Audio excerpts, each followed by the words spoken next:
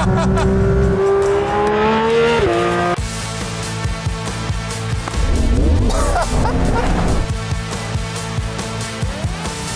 spend a lot of time in trucks, family SUVs, and minivans, but because we drive everything, we also spend a ton of time on the track. Not every car reviewer can gather their own data or go lap after lap like we do. And when you drive on the track that much, things fall into a few categories. You got the cars that put down crazy numbers, the cars we desperately wanted to keep driving, and yes, some major disappointments. Come on, tires! So without further ado, here are some of our most memorable moments from our recent trips to the track. We're Edmunds. We test hundreds of cars each year on the road and at our private track, so you get the most trusted reviews. If you want to know which car, truck, or SUV is the best, then stick with us. There are good cars, there are bad cars, but some cars are just fast. Chevy brought us to its proving grounds in Milford, Michigan, where I got to experience the ZR1's insane power firsthand.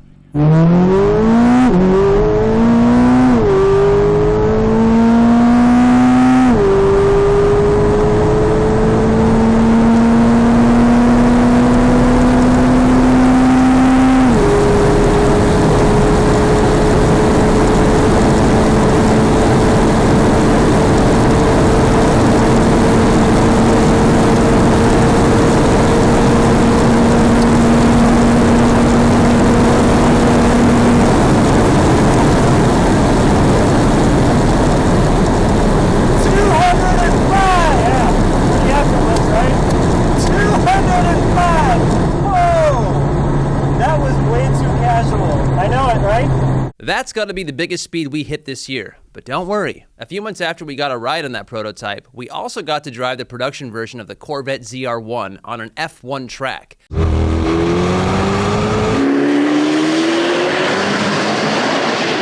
go. Now unleash the lock, unleash the power.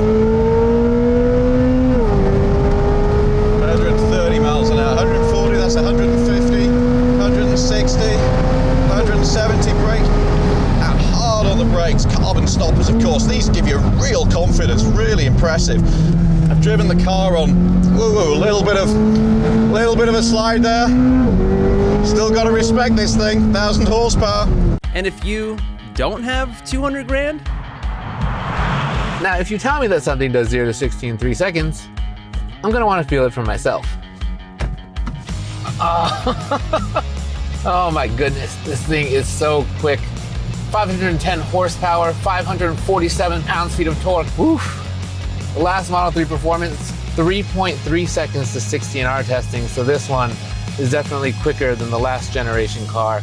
Tesla has a claimed 0 to 60 time of 2.9 seconds, but that includes a rollout, so the fact that we were able to get close to that with a standing 0 to 60, quite impressive. To add some context to those numbers, here are a few of the other vehicles we've had here at our track that have done 0 to 60 in 3 seconds. And if you look at the prices of those vehicles, they are all well above 6 figures, and in the case of the Lamborghini, nearly $400,000. So the amount of speed that you're getting for this vehicle with its price tag of just under $60,000 is a lot of speed for not a lot of money. And if you're trying to find out what your car's worth and get a real offer, we've got an easy free tool on the Edmunds site. You might need to sell a few cars to afford this next one though. Launch control activated, left foot on the brake, right foot on the throttle, and release.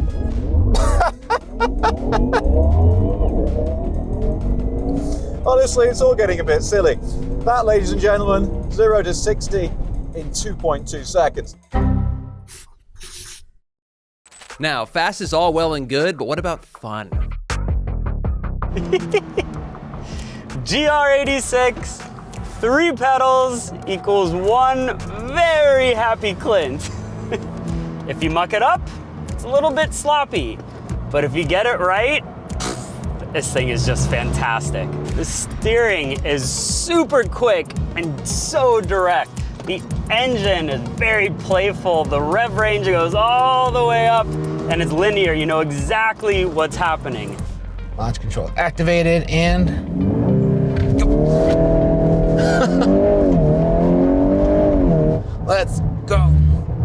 car. Oh, I love the way this thing gets out of corners. All right, coming up here into the last hairpin before the straight. This thing does a great job of putting down power on corner exits. A little slide there and just bang. Actually, both cars in that comparison were great. You can check out full reviews for every car we're talking about at Edmunds.com. And we've got tools to help you find the best price on cars near you. I love how this thing just slides around. Okay, here we go, coming into the front straight. This hairpin, rear loves to step out a little bit. There it goes, and here we are. Okay, down at the end of this straight is the toughest corner on the track. And the nice thing about the GR Corolla is that unlike the Golf R, it's got a little bit of a tendency towards oversteer. So I can just kind of pitch it in and use the slide, actually get down to the apex. And it's incredibly satisfying every single time. No, this thing's so fun. Whoever built this at Toyota, I just want to shake your hand. Affordable fun matters, but we've had great times with the expensive stuff too. Oh, this thing it's an absolute joy to drive on a track. Coming up to our first long straightaway here. I have this hairpin and we're gonna wiggle down. Oh, little tail step out a little.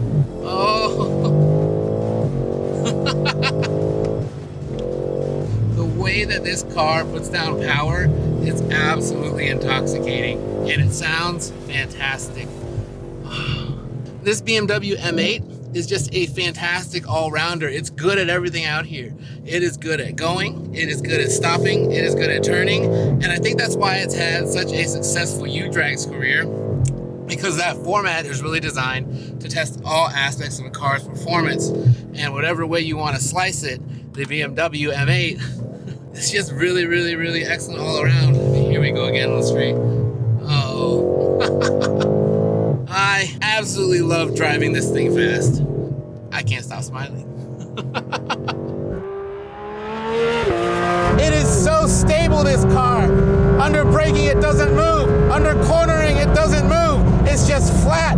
So while the GT3 might not be the fastest in a straight line, what race course do you know that's in a straight line? What fun road do you drive that's in a straight line? Oh my goodness. The steering on this car is, and I don't use this word lightly, it's absolutely perfect. I wish that I could take this wheel off and take the way that this car steers with me everywhere I go, because they've absolutely nailed it. Oh. When you let this engine whine, it never gets old. I could be here all day, and the very cool thing about the GT3 is that it feels like it can too. Here we go down the front straight, we're gonna wind it all the way out. 9,000 RPM. I know that there are other cars for less money that might beat the GT3 in a straight line, even in the Porsche family, but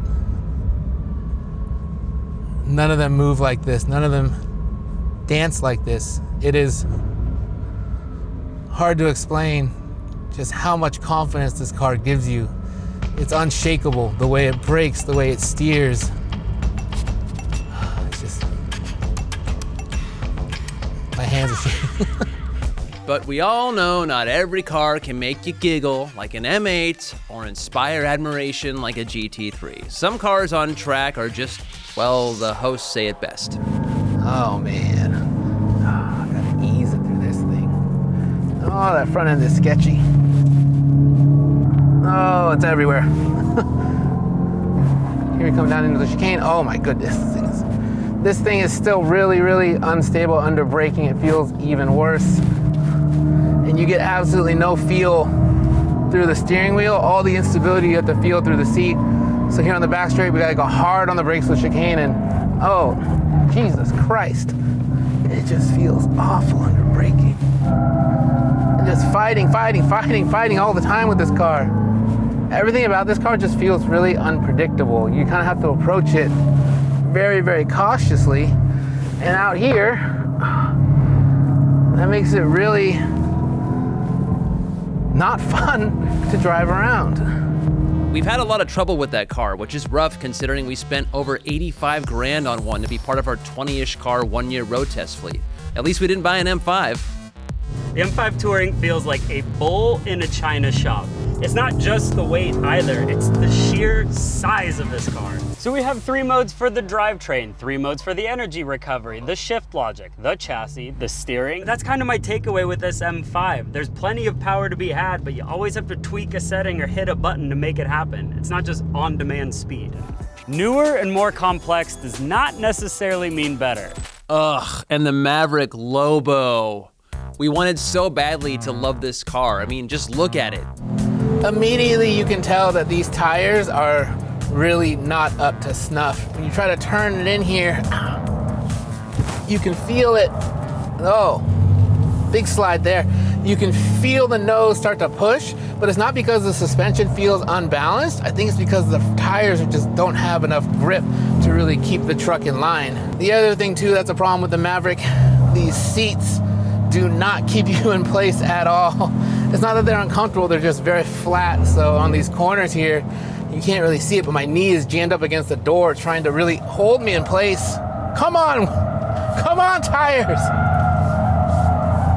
Now we mentioned Lobo mode, which we're using on a closed circuit. It's kind of the equivalent of track mode in a Mustang, and that activates the rear torque vectoring so that it can actually move the power left to right in that rear axle and help to mitigate understeer a little bit. The problem is to activate it, you've got to kind of overdrive the car. So coming into the hairpin here, I'm going to tuck the nose and get on the throttle, and you can feel it understeer until at a moment, and then it goes, okay, there goes the rear, and then you feel it move. But it doesn't really kick in early enough for me. It actually lets the nose understeer quite a bit before it moves that power to the outside wheel. It doesn't quite measure up, not on fun. Things like the GR Corolla, which starts around the same price, or even the Elantra N, those two vehicles in particular are gonna give you a lot more fun. They feel a lot more agile than this thing does. As a performance vehicle, it's hard to say the Lobo was anything but a letdown. I waited so long to drive this, and then I got behind the wheel, and yes, it was a bit underwhelming.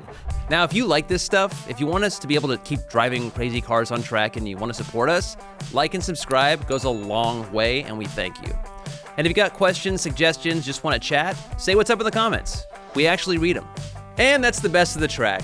It's really important to us to test performance cars like these in addition to crossovers, minivans, daily drivers. So we hope our best moments made you feel something. Until next time, have a good one.